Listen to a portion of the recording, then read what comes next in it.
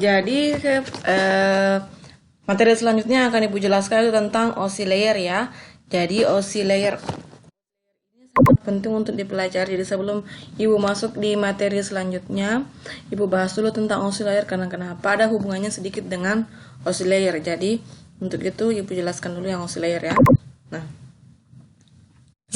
screen dulu.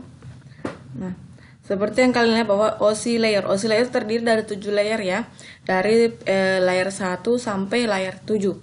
Layer 1 physical, data link, network, transport, session, presentation, dan aplikasi. Nah, apa-apa semua dari ketujuh layer ini nanti Bu jelaskan satu-satu ya.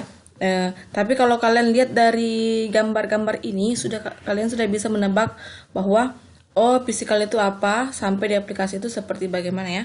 Nah, kita lihat dulu pengertian dari OSI layer sendiri. Jadi, OSI layer itu adalah Open System Interconnection ya. Jadi, Open System Interconnection ini adalah merupakan model ya, model yang dirancang ya sama ISO ya. Jadi, OSI ini dibuat oleh ISO di Eropa pada tahun 977 yang diciptakan untuk menjadi standar. Jadi OSI ini adalah sebuah standar di mana dia bisa menghubungkan antara komputer dari vendor-vendor yang berbeda. Jadi kita bisa berkoneksi dengan komputer yang lain itu atau dengan handphone yang lain itu dengan menggunakan OSI layer ya. Jadi kita menggunakan standar OSI layer. Nah, OSI layer ini terdiri menjadi 7 ya. Jadi ada physical sampai di aplikasi. Jadi jelas ya bahwa OSI layer itu namanya kepanjangannya adalah Open System Interconnection, di mana Open System Interconnection ini dibuat oleh ISO ya, International Standard for Organization di Eropa pada tahun 1977 yang diciptakan untuk mendefinisikan standar untuk menghubungkan komputer-komputer dari vendor-vendor yang berbeda. Jadi kalau mau berkomunikasi kita melewati OSI ya, jadi sama-sama menggunakan OSI, jadi kayak dia standar ya. Nah, kita lihat lagi. Nah, tujuan kenapa dibuat OSI layer ya, jadi OSI layer itu dibuat untuk membantu ya desainer jaringan dalam memahami fungsi dan tiap layer yang berhubungan dengan aliran komunikasi data ya. Jadi itu untuk membantu jaringannya, membantu desainer jaringan untuk memahami tiap-tiap layer yang berhubungan dengan aliran komunikasi data. Nah, jadi bisa kalian lihat dari video ini.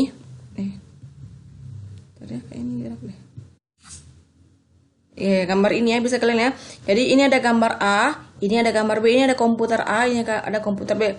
Bayangkan misalkan ini Adit, A ini Adit, B ini Batariola. Jadi ya, Adit sama Batariola mau kirim chat, misalnya email misalkan. Nah, Adit sama Batariola mau kirim email. Jadi pertama Adit itu masuk di aplikasi ya.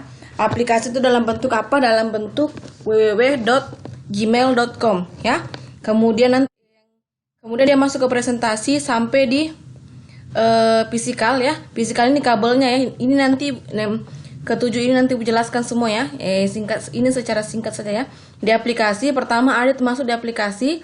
Kemudian turun ke presentation, session, transport, network, data link, dan sampai di physical. Physical di sini itu adalah kabel fiber optiknya ya. Nah, dikirimlah A mengirim ya.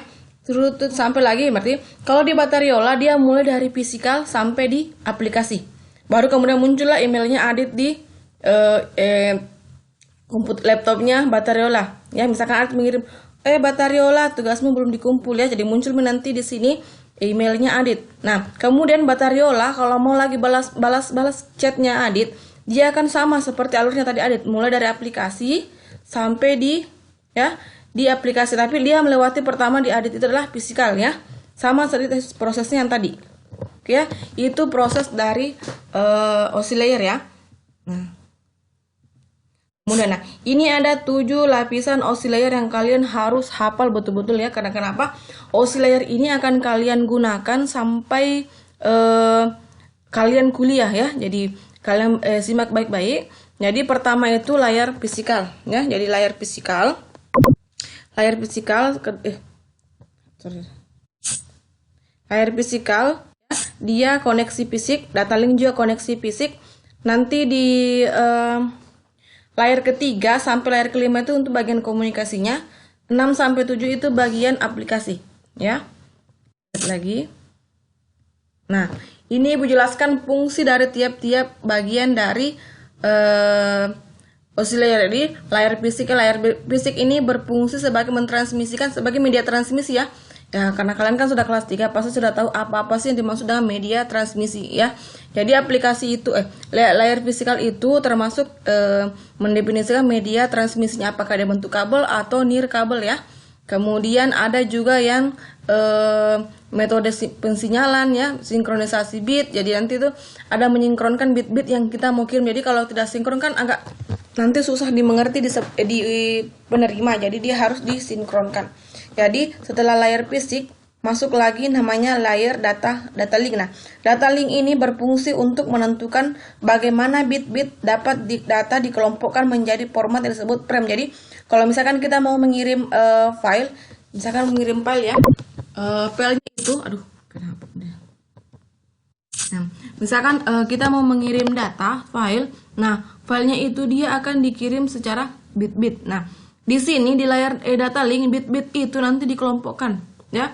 Misalkan ada bit 1, bit 0 ya. Jadi bit-bit ini akan dikelompokkan menjadi sebuah format yang disebut namanya frame ya.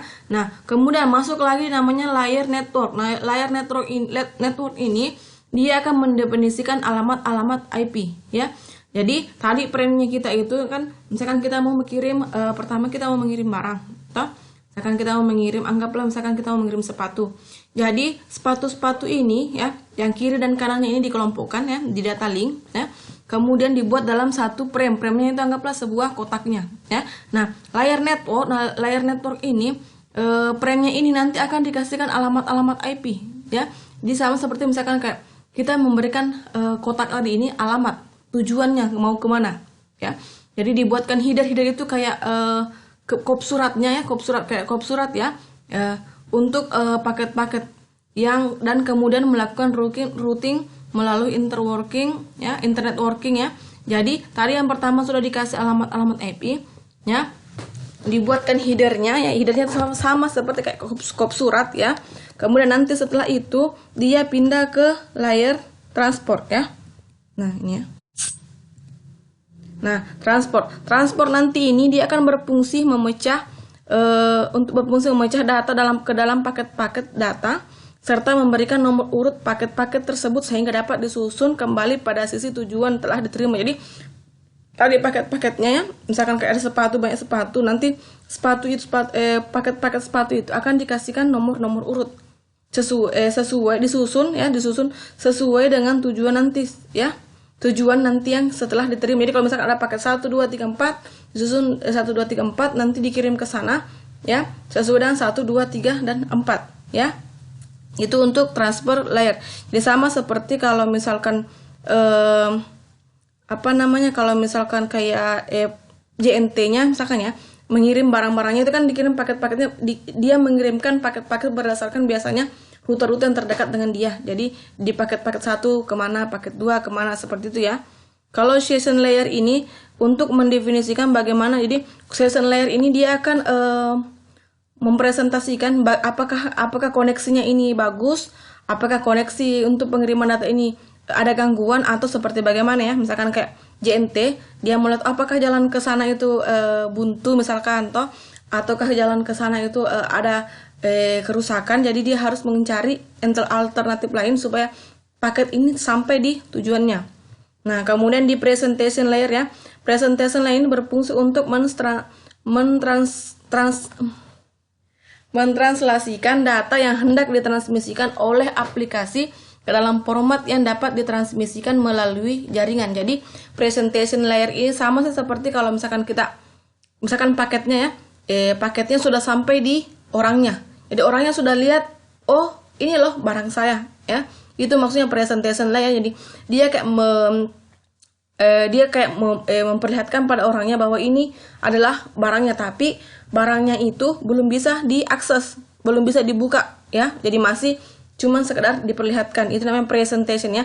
Kemudian aplikasi ini berfungsi sebagai antarmuka ya. Jadi dengan aplikasi inilah kalian bisa mengakses paket kalian, informasi email kalian tadi. Jadi kayak aplikasi ini kalau misalkan barang, kalian sudah membuka kotaknya, kalian sudah melihat isi dari kotak tersebut ya. Jadi application layer ini sama seperti kalau email ya, email berarti kalian sudah mengakses email. Oh, ada emailnya tulisannya begini. Itu maksudnya dari application layer ya. Jadi dia seperti antarmuka interface ya. Nah, ini ada cara kerja OSI layer ya. Cara kerja OSI layer contohnya misalkan kita menerima email ya. Jadi kan kalau kita mengirim, menerima, kita melewati dari layar 7 ya. Jadi pertama itu layar 7 mengirim ya. Jadi dia mengirim memakai Microsoft Outlook ya. Jadi kayak misalnya kita mau mengirim email ya. Kemudian kita bukalah www.gmail.html-nya ya. Kemudian layar ke-6 kita mengirim email ya dengan format ASCII atau HTML. Kemudian layar ke-5 Anda dapat menggunakan email ya. Anda harus menginstal OS dulu untuk membuka koneksi komunikasi jaringan ya. Kemudian layar 4 OS-nya membuka SMTP dengan sebuah TCP socket ya. Bagaimana caranya? Pokoknya setelah OS-nya ya membuka SMTP, kemudian dia ke layar T, komputer nanti ini mencari alamat IP yang sini. Layar 7 kita mau mengirim email.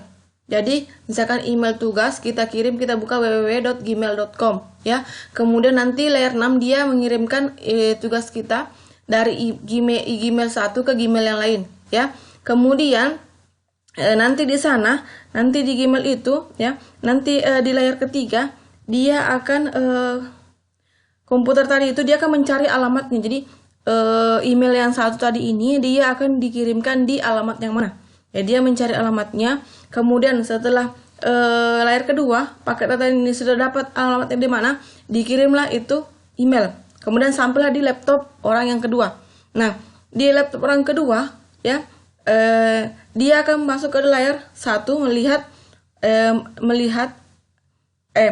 kan sebelum sampai di laptop kedua dia akan melewati kayak misalkan kabel atau kan nirkabel. Nah, dari situ nanti dia akan dibawa, entahkah kalau misalkan kabel dia berubah menjadi cahaya, ataukah dia nirkabel dia akan diubah menjadi gelombang elektromagnetik ya. Nah, ini cara kerja seperti ini. Kalian bisa lihat dari video ini cara kerja dari OSI layer ya. Jadi jelas sekali cara kerjanya. Pertama di aplikasi presentasi saya kelihatan jelas ya. Nah, di data link dia dikasih header, kemudian naik. Nah, hilang ya. Jadi yang sampai tinggal data kalian. Ya. Oke, sekian dan terima kasih penjelasan tentang OSI layer. Lebih dan kurangnya mohon dimaafkan ya. Assalamualaikum warahmatullahi wabarakatuh.